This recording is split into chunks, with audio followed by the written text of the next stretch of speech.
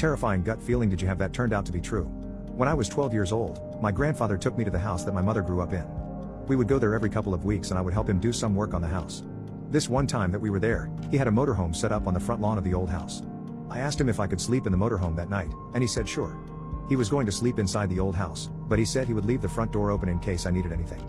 I went to bed that night, and as I slept, something shook me awake. I laid there alone in the dark with a sickening anxiety in my stomach.